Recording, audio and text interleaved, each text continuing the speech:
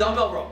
I think dumbbell row is maybe the most difficult exercise to teach that most people would look at and say, that's a really simple exercise. Most people would look at dumbbell row and say, okay, put your hand on the bench, grab the dumbbell, row it. How hard can it be?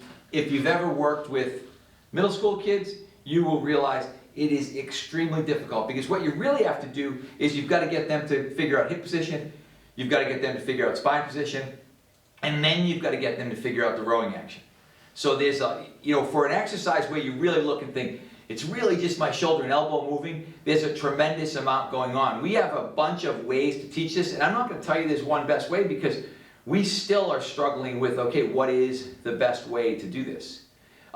Normally we would like to teach, we're going to say to somebody, actually I'll probably do it facing you, that I'm going to set up, we like a squat type position, so that again, we've got knee over toe, but knee over toe from an abduction standpoint. And then we're going to be able to try to get that person to arch their back, hand down. This is the way I would look at this and think the easiest way to do it. And I want my shoulder blade to be protracted, and then I want to retract. I want to be moving my shoulder blade. I don't want to lock in here and just move my shoulder. But I don't want a big, heavy lawnmower action. I don't want this rotary component of this kind of stuff. That's not what we're looking for either.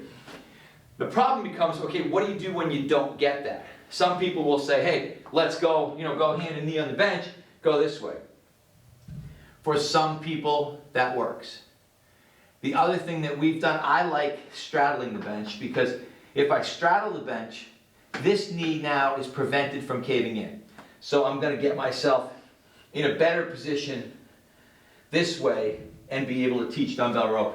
But we've got to be able to look at it and think, getting somebody in the right lumbar position, getting somebody in the right hip position, and then getting somebody to actually negotiate the rowing part of the movement is not an easy thing to do. It's a really complicated exercise. It's going to take you a lot of time if you're trying to teach it to beginners. So I think you've got to be able to look at dumbbell row and say, it looks simple, but it is not going to be simple to teach.